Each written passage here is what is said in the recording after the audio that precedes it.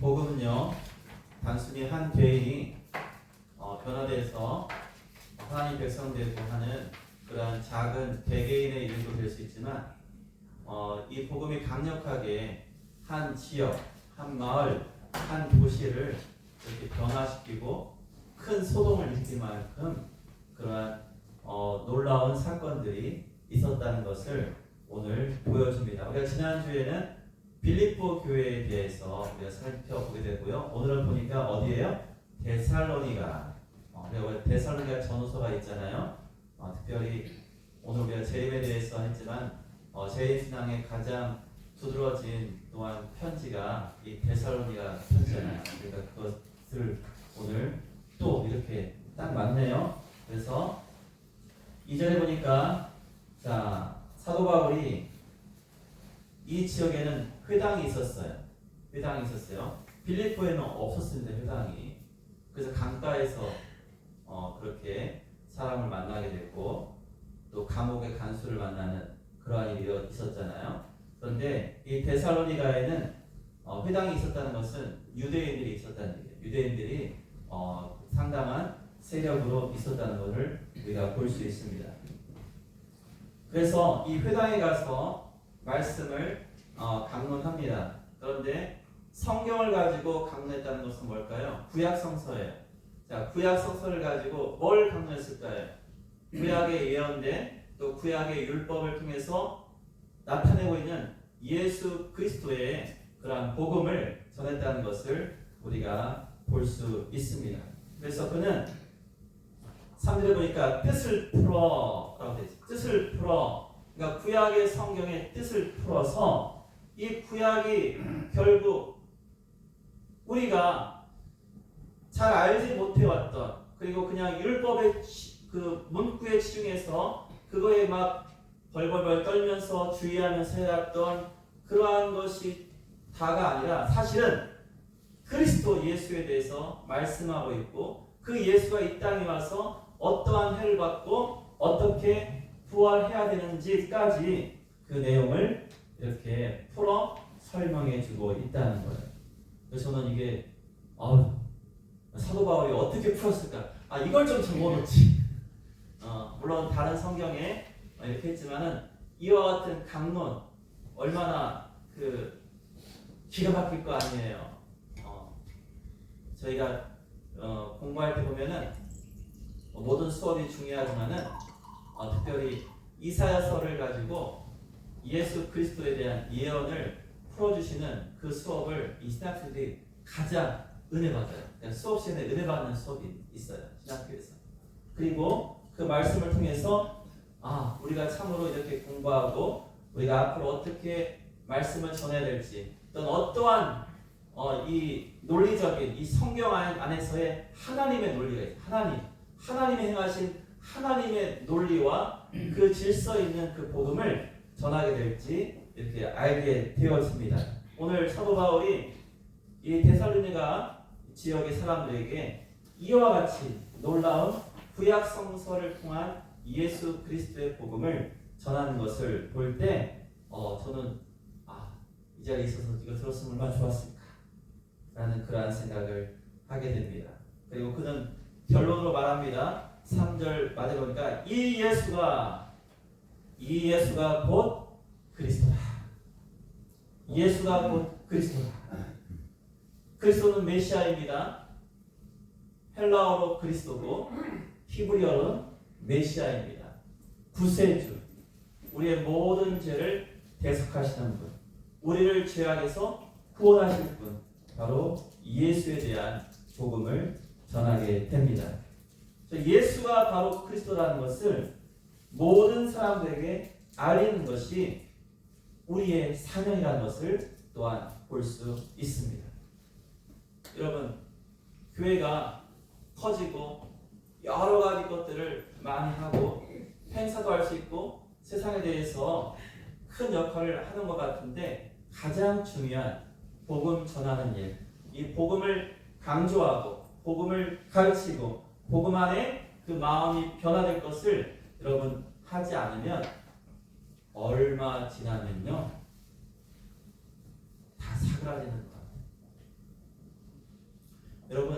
저 서부 유럽이 얼마나 하나님의 복을 받고 그들이 먼저 하나님을 믿고 큰 이 국가적인 또 시대적인 그러한 문명을 이루고 잘 살지 않았습니까? 그런데 중요한 것은 그렇게 복을 받을 때 정말 주의할 것이 있어요.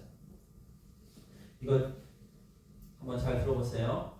영국이, 프랑스가 세계를 주름잡았잖아요. 영국이 세계 땅의 4분의 1을 가졌어요. 전 세계 땅의 4분의 1. 지금도 영국 같은 경우는 영연방이라고 해서 아직도 영국 여왕 이름으로 총독을 파견한 나라가 있어요. 실제 다스리지 않는데 직위상 총독이 있어요. 캐나다에 있어요. 호주에도 있어요. 물론 거기는 자기 정부가 있어서 하지만은 아직도 영연방으로 그렇게 존재하고요. 그러니까 호주란 대륙이 다 영국 땅이었죠. 또 북미, 사실은 캐나다와 미국이 다 영국 땅이었잖아요. 그리고 아프리카의 절반, 아프리카를 단위로 나눠가지고 프랑스와 영국이 나눠가졌거든요. 그러니 영국은요 세계 땅의 4분의 1을 가진 나라였어요. 얼마나 그때 잘 살았겠어요. 그렇죠. 그런데 우리가 뭘 주의하냐면은 우리나라 잘 살아요. 그때 잘 살았어요. 근데 중요한 것은 그 영국이 정당한 경제 활동을 잘 산 게 아닌 거죠. 뭘 한 거예요?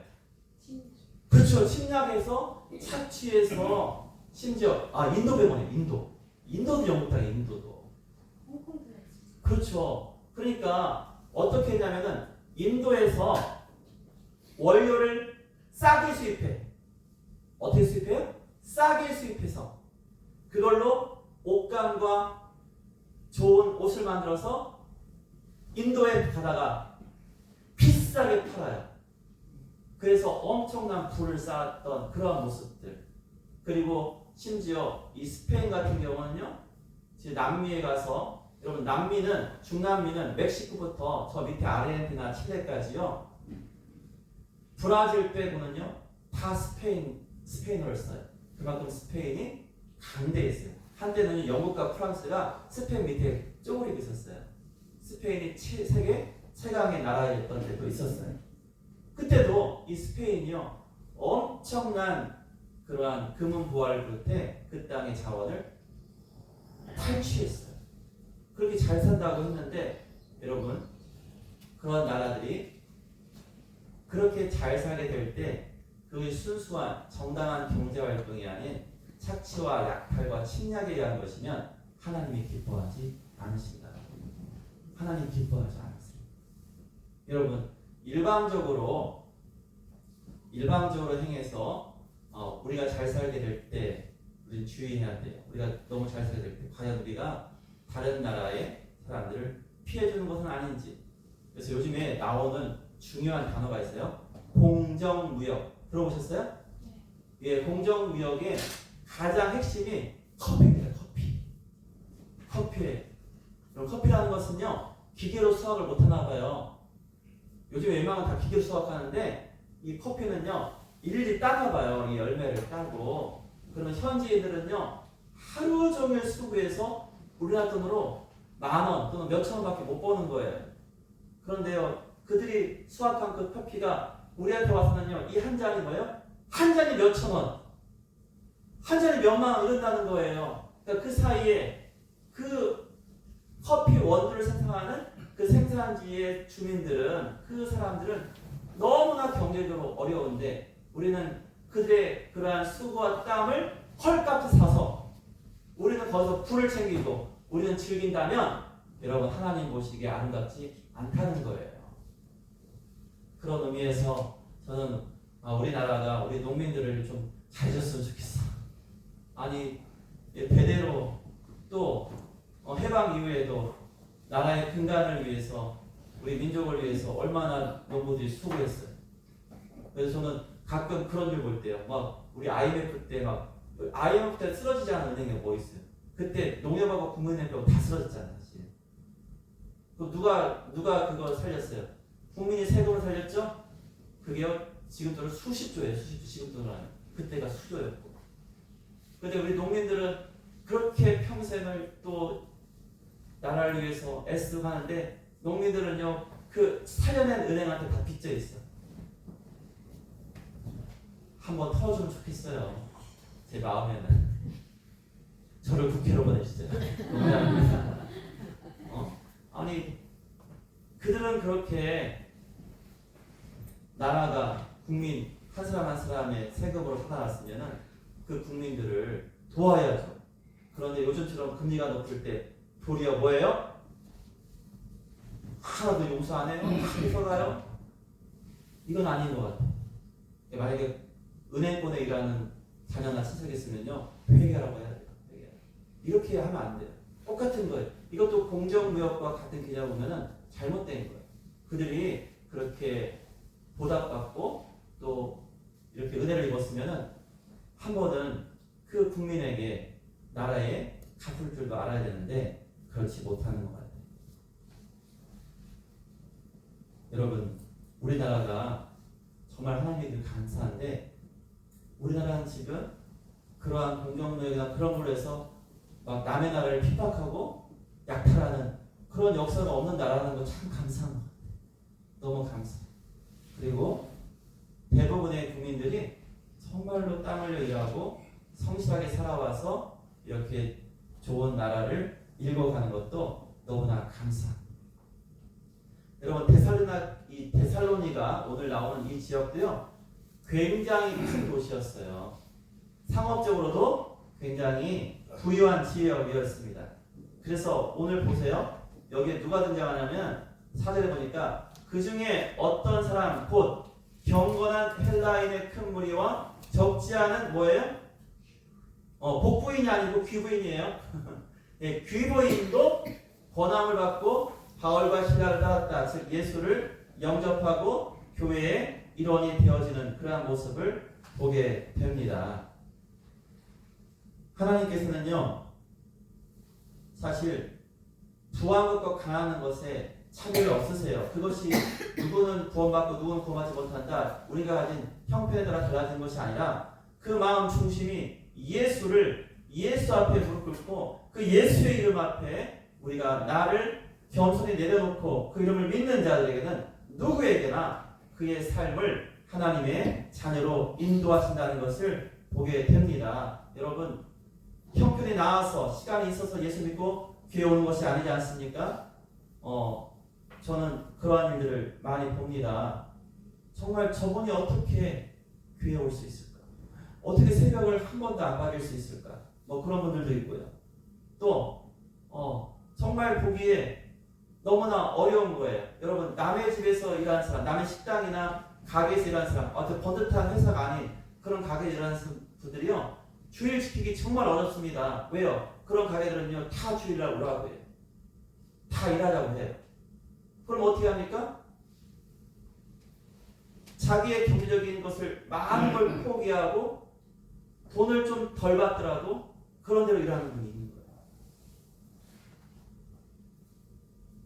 그러면서 그렇게 애써서 예배하는 그러한 모습을 보면 너무나 감사해요. 또 제가 아는 제 대표적인 최근에 아는 분은 한 장로님하고 한 집사님 가정인데 그 두 가게는 식당이에요. 하나는 여러분 다 아시는 콩나물 국밥집. 콩나물 국밥집 가보셨죠? 요즘 싸잖아요. 요즘에 거기가 싸요.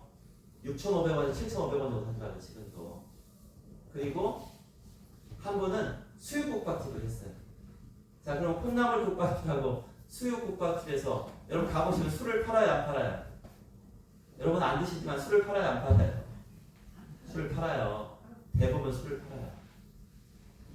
술을 팝니다. 그런데 그분들은 술을 팔지 않았어요. 않고 그리고 주일이면은 문을 닫고 그렇게 했습니다.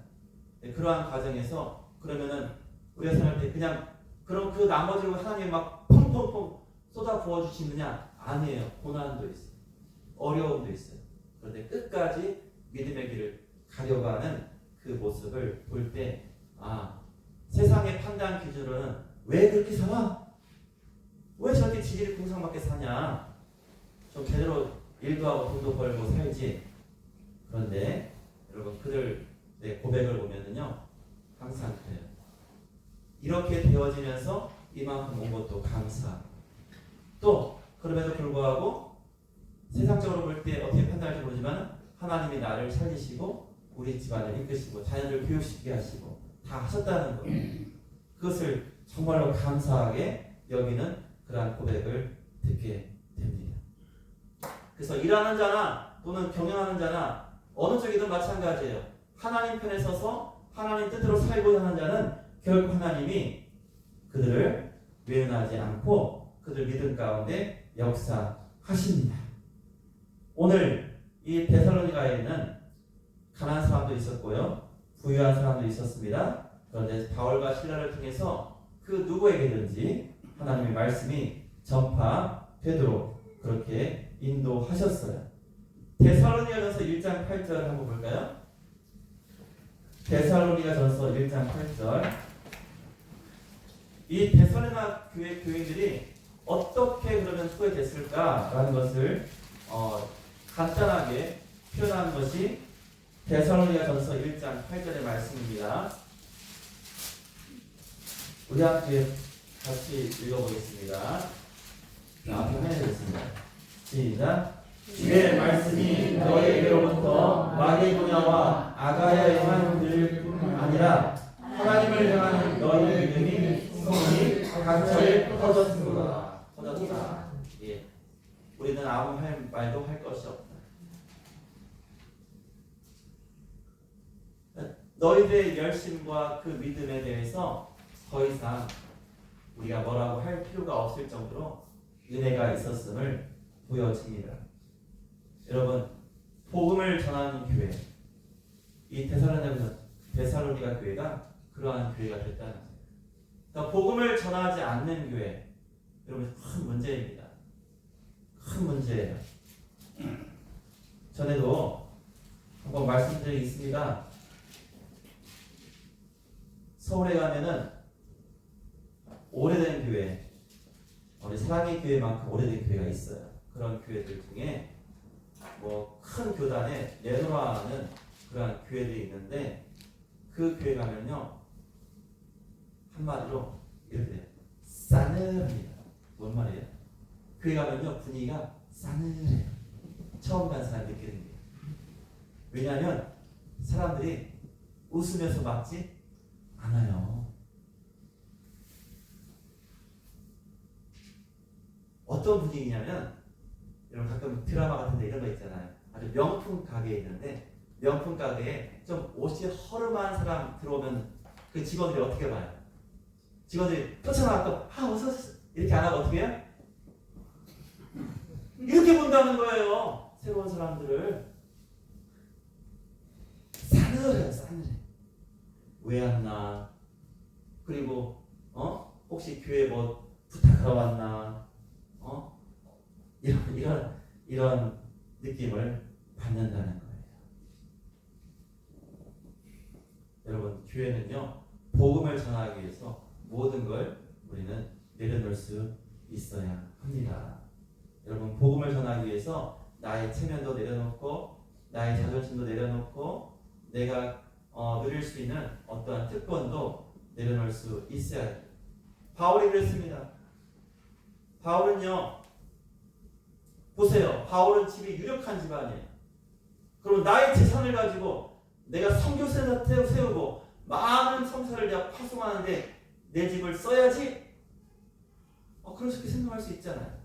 내가 로마 시민권자이니까 나는 갈 때마다 짠! 내 시민권이야. 다 나와. 이렇게 하지 않았어요. 하나님의 방법으로, 하나님의 행하시는 대로 행하는 것이 중요합니다.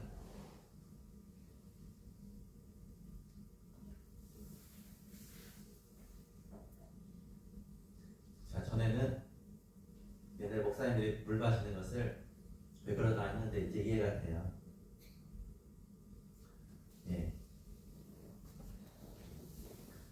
하나님께서 바울을 택하실 때, 야 바울아, 야 너는 참 빌리기아 답성에 유력한 집안이고 너는 로마 시민권이 있으니까 내가 너의 그것을 내가 잘 써먹어야겠다, 이렇게 부르지 않으셨다. 도리어 사도 바울 같은 경우는 그가 가진 모든 것을 다 포기하고 그가 그동안 누렸던 또한 얻었던 신인들을 다 잃어버리게 하시고 도리어 자기를 죽이려는 자들에게 쫓김을 당하면서 돌을 맞으면서 매를 맞으면서 감옥에 갇히면서 그렇게 복음을 전했다는 거예요. 여러분, 그렇게 하나님은 누구를 택하셨어요? 그렇게 어려운 고난과 가시밭길 이상의 그 십자가의 길을 순종하며 갈 수 있는 그 한 사람을 택하시는 것.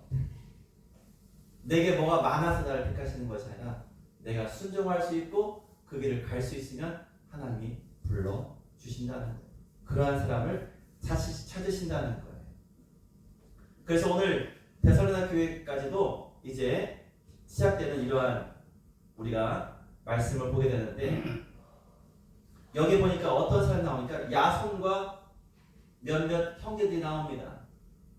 여러분, 이 야손은요 바울과 실라를 영접해서 그의 집을 통해서 이렇게 사람들이 모이게 되고 또 말씀을 듣게 되는 이 일로 인해 가지고 굉장한 곤욕을 치르게 됩니다. 바울과 실라를 잡으려 했지만 미리 잘 숨겼나 봐요. 그래서 찾지 못하니까 이 야손과 그 형제들을 읍장들 앞에 가서 이제 막 호소하고 그들을 이제 끌고 갔어요. 여러분, 우리가 주를 위해서, 주의 복을 위해서 이렇게 억울함을 당하면 얼마나 좋을까요? 우리도 주의 복음 때문에, 정말 그것 때문에 억울함을 당하면 얼마나 좋을까요? 그러면 감사할 것 같아요. 그리고 야손을 통해서 결국 그들 스스로가 예수라는 이름을 부르게 됩니다. 예수의 그 이름의 뜻을 알게 됩니다. 가이사가 아닌 예수를 왕으로 여기는 그 믿음을 알게 되어집니다. 그리고 결국 이 데살로니가의 교회가 세워집니다. 그리고 우리가 아까 읽은 것처럼 데살로니가서 1장 8절은요 그들의 믿음에 놀라운 소문이 각처에 퍼졌다는 것을 우리는 보게 됩니다. 왜 그랬을까요? 바울과 실라뿐만 아니라 야손과 그 형제들, 이 데살로니가에서 처음 예수를 믿은 사람들은요 가이사가 왕이 아니라 정말로 예수가 참된 왕이었음을 그들은 선포하며 믿고 따랐기 때문입니다. 여러분, 예수가 왕입니다. 예수가 내 삶의 주인입니다. 그렇게 예수를 내 삶의 주인으로, 나의 왕으로 모신 자들은요 세상을요 변화시킬 수 있어요. 그리고 세상 가운데 고난을 당해도 두렵지 않습니다. 왜요? 그들은 우리를 잠시 육체를 어렵게 하고 우리의 목숨은 빼앗을지 모르지만 그러나 우리의 영혼을 해할 수 없습니다. 그리고 우리가 이 땅에 당한 핍박이나 고난은 결국 우리 하나님께서 기억하시고 갚아주시고 은혜 가운데 더 큰 상으로 채워주실 것이기 때문에 우리는 이 땅 가운데 하나님의 이름으로 우리 예수를 전하며 살게 됩니다. 여러분, 세상을 뒤흔드는 사람들, 여러분 바울과 실라는 여러분 이 데살로니가 교회에서, 이 지역에서 너무나도 연약한 모습으로 있었어요. 그러나 그들을 통해서 그 성에 큰 소동이 있었고 또 그로 인해서 야손과 그 형제들과 소수의 사람들이 모여서 큰 교회를 이루게 되었고, 우리가 읽는 데살로니가 전후서가 그와 같이 나왔으며 그들은 정말로 그 지역에 하나님의 놀라운 교회의 모습으로 믿음의 그러한 증거를 나타내었습니다. 여러분, 중요한 일이 있는 것 같아요. 여러분, 우리 사랑의 교회 때문에 이 조함이 떠들썩했으면 좋겠습니다. 어떻게 해야 되죠? 떠들썩하게. 아니 어젠가 그저께 불나가지고 혹시 주변 사람들한테 문자나 전화 받은 사람 있지 않으세요? 사랑에 불났다며? 괜찮아? 너 지금 괜찮아? 이렇게 받은 적이 있어요. 예. 어떻게 해야 될까요? 불 지르는 건 아니고 우리가 어떻게 해야 될까요? 여러분 사랑의 많은 이제 학생들은 사랑의 교회 있는 거 알아요. 예. 그런데 이 사랑이 여기를 오가는 많은 분들은 알 거예요. 그렇지만은 저 안에 여러분 이 사랑의 안에 인구가 2만 명 정도 돼요. 적지 않은 인구입니다. 2만 명이 적지 않은 인구예요. 우리 그들 모두가 하나님의 교회, 우리 사랑의 교회 또 많은 교회들이 함께 그들에게 하나님의 복음이 되어야 합니다. 여러분 교회가 그냥 겉모습만 있는 것이 아니라 그 교회 안에 있는 우리 성도들이 나아가서 예수를 전해야 돼요. 예수를 증거해야 돼요. 예수의 말씀으로 살아내야 된다는 것입니다. 그것이 참으로 예수를 왕으로 모시고 말씀 중심으로 살면서 복음을 담대히 전할 수 있는 그 사람 누구예요? 그 사람들이 하나님의 사람들이에요.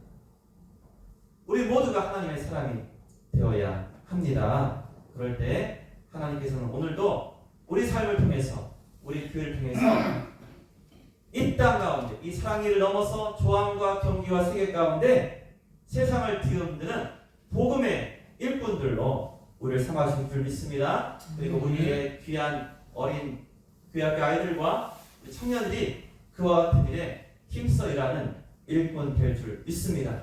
그리고 우리가 기도하는 내 남편, 내 자식들이, 내 자녀들이, 내 형제가 주 앞에 돌아오는 그날 아마도 이 세상은 또 한 번 소동이 일어날 줄 믿습니다. 여러분, 아니 교회가 어떻게 해?